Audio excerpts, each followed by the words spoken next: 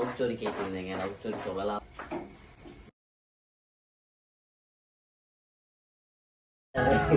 தனியா love story சொல்ற idea இல்ல.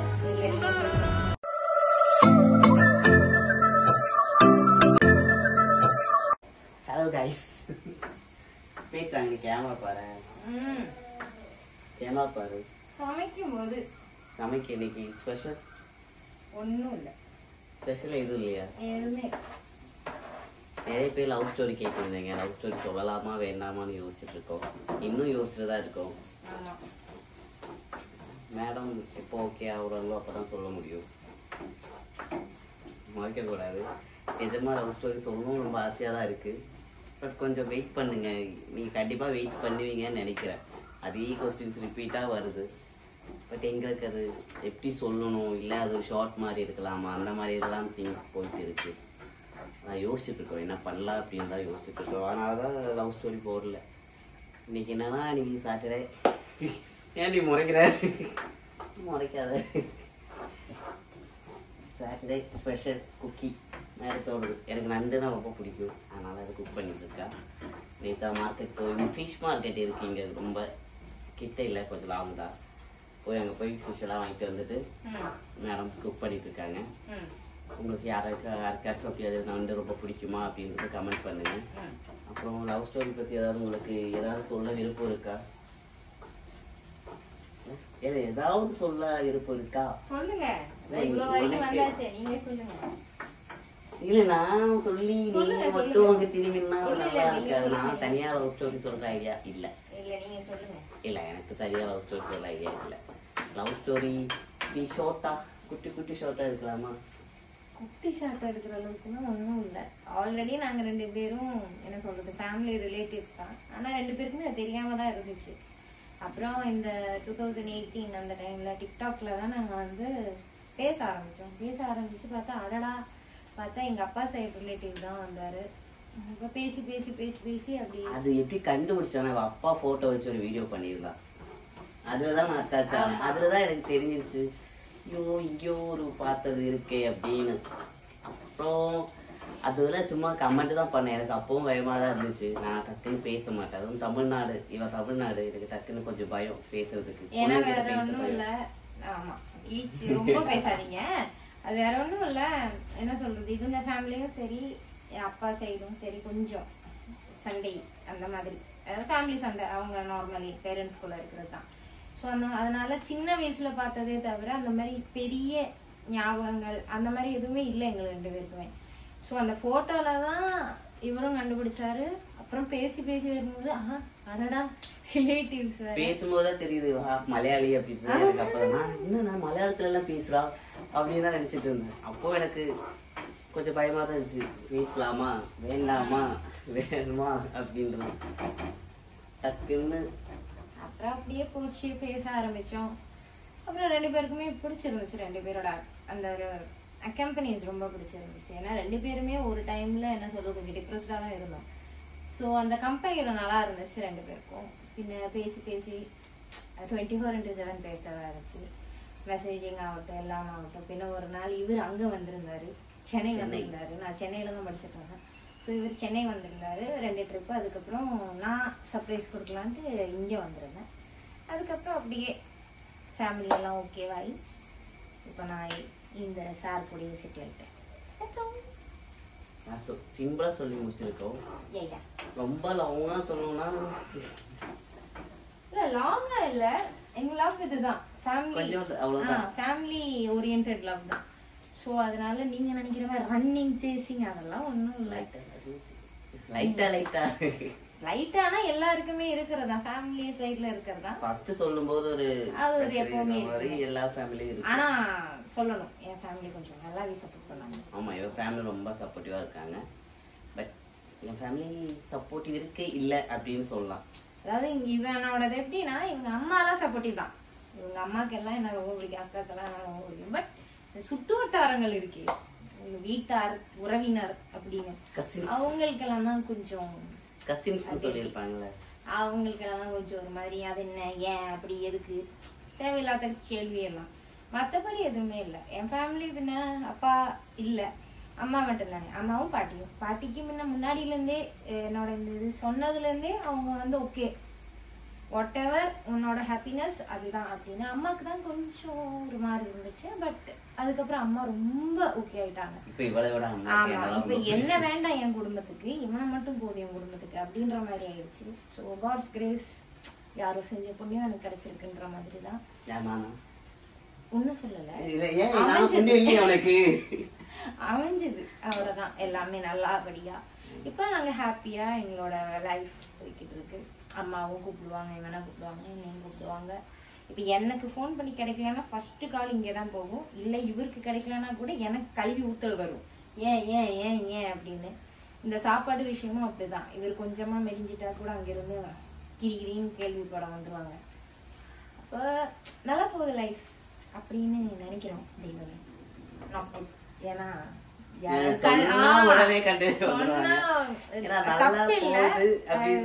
திடீர்னு ஒரு கண்ணு வரும்போது அதனால முடியல எங்களால. இல்ல இப்பவே எங்களுக்கு கண்ணு வைக்கிறவங்க இன்னும் நல்லா பிள்ளைங்களோ நல்லா வாழ்றாங்களே அப்படின்னு சொல்லி இருக்கிற மாதிரி கொஞ்சம்.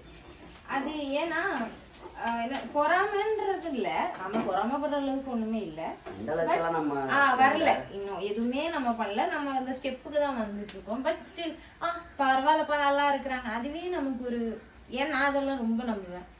அது எனக்கு நம்பிக்கை இல்ல, இவகிட்ட நான் இப்போ சொல்ல நல்லா இருக்காங்க அப்படியே பண்ணட்டும் அந்த மாதிரிதான் நான். ஆனா எல்லாருமே அப்படி நினைக்கிறது கிடையாது. ஏன்னா சே அவங்க அப்படி இருக்காங்களே, இப்படி இருக்கக்கூடாது நம்ம அந்த மாதிரி. எனக்கு அந்த மாதிரி பிடிக்காது. நீ நல்லா இருக்கியா, நல்லாவே இரு, ஹாப்பியா. நான் வேணா என்னால முடிஞ்சா ஹெல்ப் பண்ணா கண்டிப்பா ஹெல்ப் பண்ணுவேன்.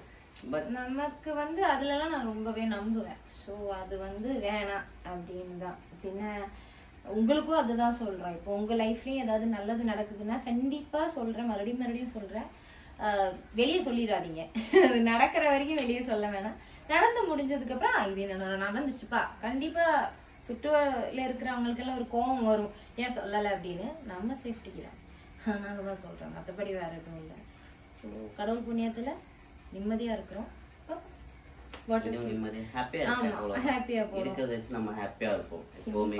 இல்ல இல்ல இல்ல அப்படின்னு கிடையாது, இருக்கிறத வச்சு ரொம்பவே ஹாப்பி. ஏன்னா நாங்க 10 ரூபாய் இருந்தும் வாழ்ந்திருக்கோம், இல்லாமலும் கஷ்டத்துலயும் வாழ்ந்திருக்கோம்.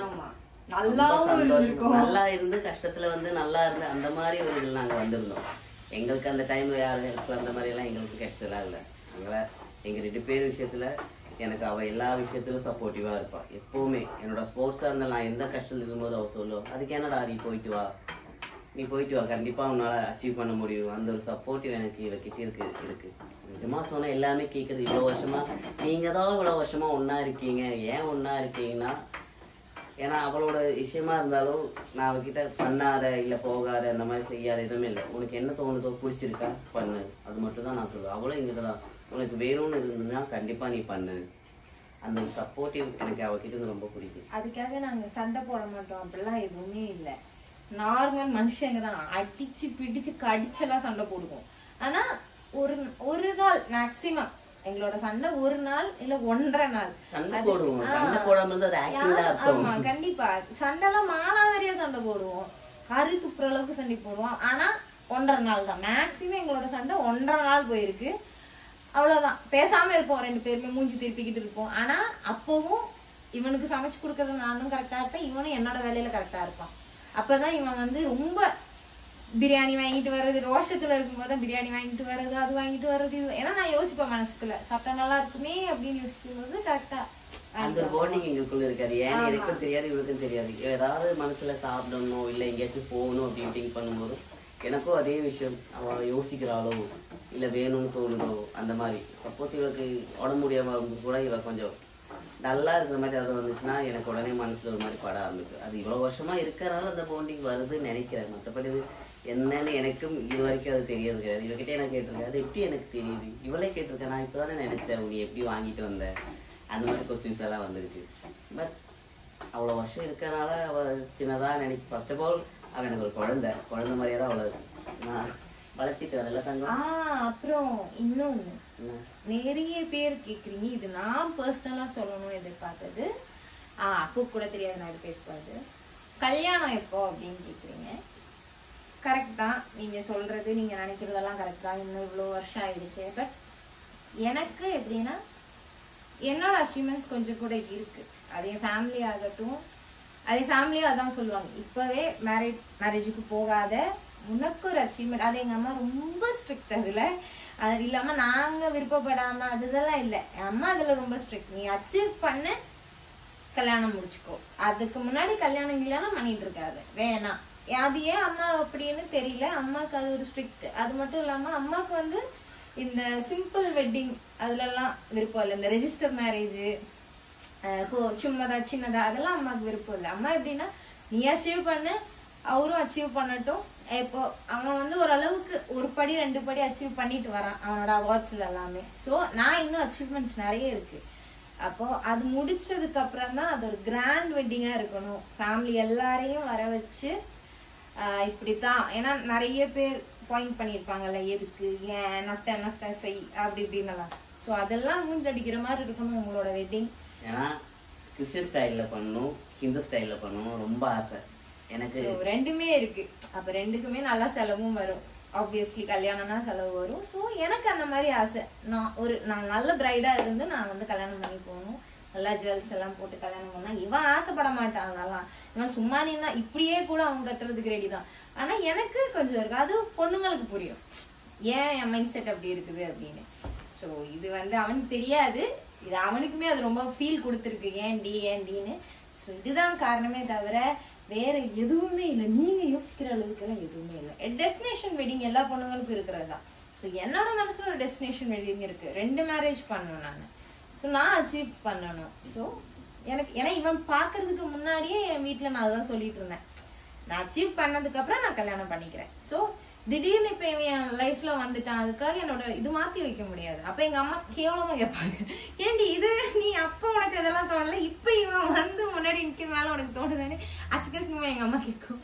ஸோ ஏன்னா எங்கள் அம்மாவுக்கு எஜுகேஷன் ரொம்ப இம்பார்ட்டன்ட். ஸோ அதை நான் முடிச்சது நல்ல ஒரு நிலைக்கு ஆனதுக்கு அப்புறம் தான். அதில் இவனுக்கும் ஃபர்ஸ்ட் ஒரு மாதிரி இருந்துச்சு, ஆனால் இப்போ இவன் புரிஞ்சுக்கிட்டான் நான் என்ன யோசிக்கிறேன்றது இவன் புரிஞ்சுக்கிட்டான். அதனால இவனும் என்னோட ஹையர் ஸ்டடீஸ் வந்து இது போ அது போ அப்படி போ, இது எப்படி இந்த குழந்தைங்களெல்லாம் நம்ம யோசிக்கலாம். எனக்கு என்ன பார்த்தாலும் டாக்டர் பார்க்கும்போது இவ்வளோ டாக்டரா இருந்தா இப்படி இருக்கும். நேற்று என்ன பார்த்தோன்னா எனக்கு இவன் அந்த யூனிஃபார்ம் போட்டா இப்படி இருக்கும். ஏன்னா எல்லாம் நீ அது படி இது படி, போலீஸ் யாரை பார்த்தாலும் எனக்கு இவன் அந்த யூனிஃபார்ம் போட்டா இப்படி இருக்கும், இவன் அந்த வேலையில இருந்தா இப்படி இருக்கும். அந்த ஒரு திங் தான் நான் பண்ணுவேன். ஏன்னா எனக்கு குழந்தை மாதிரி தான். எனக்கு இப்போ கூட நான் சொன்னேன், குழந்தை ஸ்கூல் ஓப்பன் ஆயிடுச்சுமா, உனக்கு ஸ்கூலு கூட தா அப்படின்னு தான் கேட்டிருந்தேன். அதனால எனக்கு பிடிக்கும். அவளுக்கே தெரியும் இனிமேல் என்ன பண்ணணும் அப்படின்னு. டாக்டர் ஆகணும் அப்படின்னு சொன்னான். எனக்கு டாக்டரை படிக்க வைக்கணும் ரொம்ப ஆசை. நான் அவளை ரொம்ப மனசாகுனா யாராச்சும் ஐயோ அப்படின்னா ஐயோ அவங்களோட முடியலை அதே யோசிச்சுட்டு இருப்பாள். அந்த மாதிரி ஒரு கேரக்டர். அப்போ நினச்சேன் இவளுக்கு அது செட் ஆகாது. ஏன்னா டெய்லி ஹாஸ்பிட்டல் போயிட்டு வந்து இதெல்லாம் பார்த்தா மேடம் அதிலேயே இருப்பாங்க. அவளுக்கு அந்த மாதிரி பழக்கம். யாராச்சும் ரொம்ப பிடிச்சிருந்துச்சுன்னா அவங்களுக்காக என்ன வேணாலும் பண்ணுவோம். அந்த மாதிரி ஒரு கேரக்டர் அவள். அதனால அது வேணாம் அப்படின்னு சொல்லிட்டு கேன்சல் பண்ணியிருக்கோம். என்ன பண்ண போகிறோம்? கடவுள் விட்ட வழி தானே. நம்ம கடவுள்கிட்ட கேட்போம், கடவுள் என்ன சொல்றாரோ அதுபடி நடந்துக்கலாம், அவ்வளவுதான். மேக்கப் இல்லாம அழகா இருக்கு சொல்லுவேன். கிழிஞ்சு போன மாதிரி உட்கார்ந்துருக்கேன். அடுப்புல அவன் வெந்துட்டு உட்கார்ந்துருக்கேன், எட்டிக்கிட்டு மிதிச்சேன். சும்மா ஜஸ்ட் லவ் ஸ்டோரி கேட்டதால சிம்பிளா சொல்லி முடிச்சிருக்கேன் அப்படின்னு சொல்ல முடியும். பார்த்து எப்படி இருந்துச்சுன்னு கமெண்ட் பண்ணுங்க.